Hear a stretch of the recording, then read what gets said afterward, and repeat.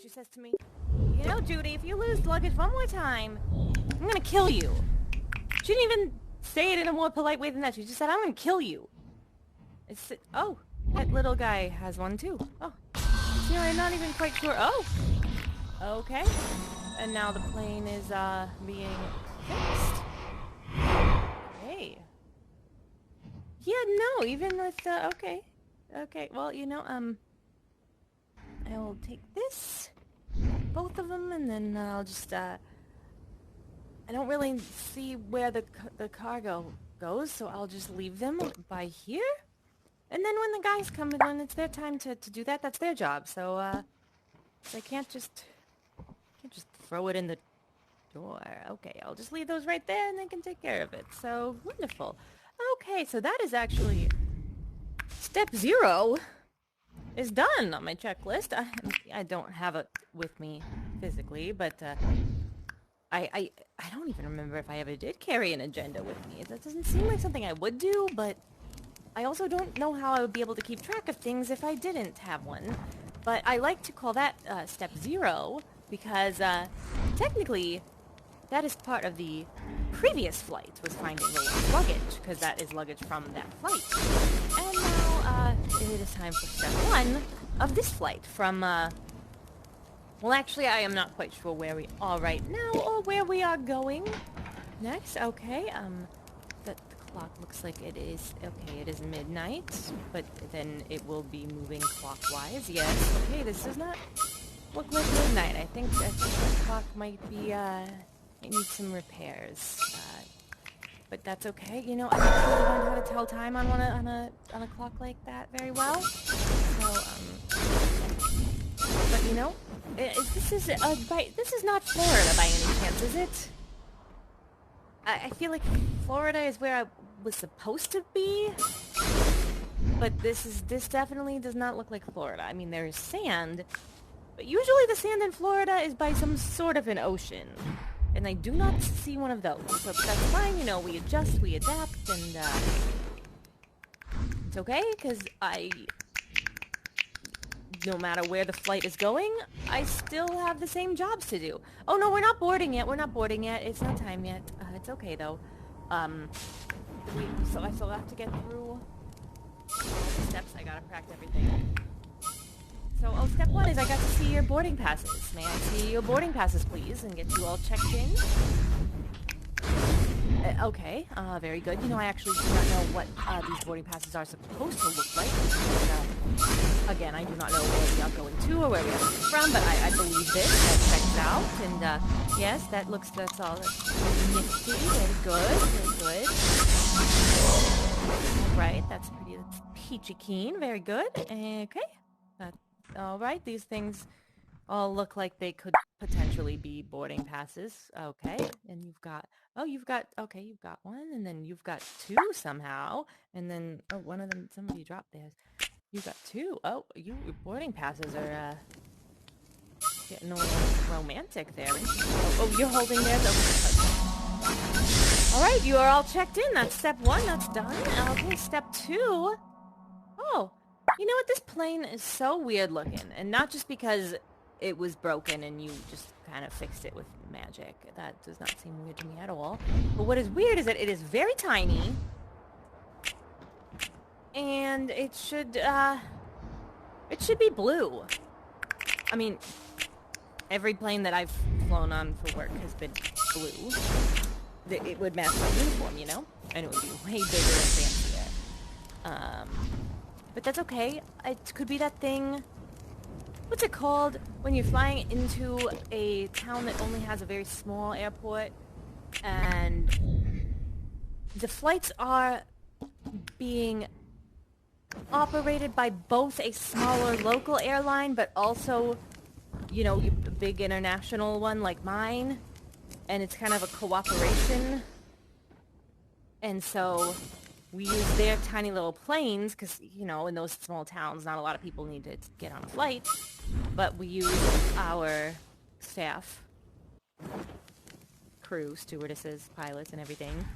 It's kind of like a double billing, but that is not the name for it. I'll remember it later, though. But that's probably one of those situations. Looks like a small town that wouldn't have a huge airport. Okay, so that is that. You know, we just have to adapt and adjust. Okay. Oh, yes, next step, of course, safety demonstration. All right. So, I did notice when the plane was broken, and I saw inside of it, I did notice at least one seatbelt in there. So, oh, and there it is. Yes, if you look inside the broken part, you will get to see at least one seatbelt. How it works is you will wear the seatbelt low and tight against your lap, buckle it, pull the strap, and keep it there. You must keep your seatbelt on when the seatbelt light is lit. And even when it is not lit, you should still keep it on unless you have a very good reason not to. The seatbelt light being off is not an excuse to go roam about the cabin willy-nilly. It is just so you know when you can do the things that you need to do. Alright. Moving on. Next step of safety. Okay, we are fixing the plane again. Okay, very good. It still does not look like any plane I've ever worked on. But that's okay, I'm still pretty new at this. Okay, then the next step, more safety. In the event of a change in cabin pressure, a mask will come down from above. I see you are already wearing masks, so you may need to remove your own mask to put on the other mask. I don't quite know how those work, but yes, you'll know what you need to do. But remember to put on your own mask before helping somebody else with theirs. I know it seems like it is a polite thing to do to help somebody out before helping yourself, but it is practical. You need to do it for yourself before helping somebody else, because there's a chance that while you are helping them, you could stop breathing and then you won't be able to help anybody anymore. Okay, so help yourself before helping somebody else, and then another one in the event of a water landing, which I do not see how that could be possible around here, but we gotta cover it just in case. One of these babies will be under your seat. Okay, are those more boarding passes? Okay, very good, you're checked in. So one of these will be underneath your seat. Take it out, put it over your head, clip these clippy guys, pull the tab, it will inflate, and then you will be able to float. Alright. You'll be able to float, and I do not know why it's orange. I think that is a very ugly color. I guess it does help you stand out in the water. But that is a safety demonstration that is done, and now it's step 4. Step 4, once we are at our cruising altitude of, I do not know what that number is. It could be 40,000 feet. But it's not, you know, I should know it, but I don't need to know it because I'm not flying the plane. The pilot is the one that really needs to know that. So, once we are, wherever we are when the pilot says it's go time, I'll be pushing this cart through the aisle, and it'll be time for drinks. Are those carry-on bags? That's okay. We have room for two for everybody. Okay. So, I will come through and have a drink for you. You're busy. This one.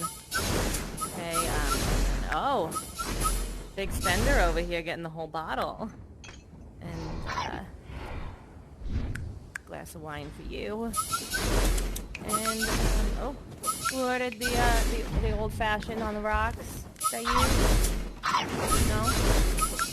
Yeah, I think it was you. Oh, okay. Was this... Whose was this? Was this yours? You already got one, right? Somebody take this drink, please. Alright.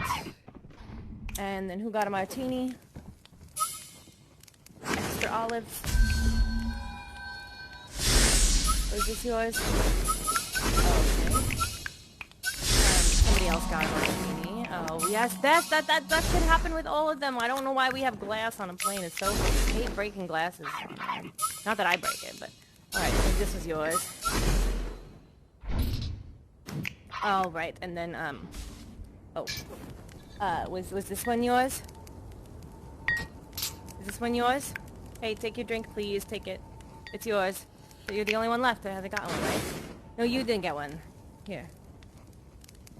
There you go. And, with the drink, I need to, deliver each of you a light refreshment snack. Some chips. More chips. Oh, this thing. This thing I figured out, oh no, I forgot what it's called, but it was actually my idea to introduce these, I found them in Japan. I wasn't there to work, but... Oh, a little dessert one for you. There you go. And, who still needs a snack? Over here. Okay. And, oh, this must have been left over when we flew to Hawaii. Alright, and so that concludes our in-flight service for tonight, or this morning,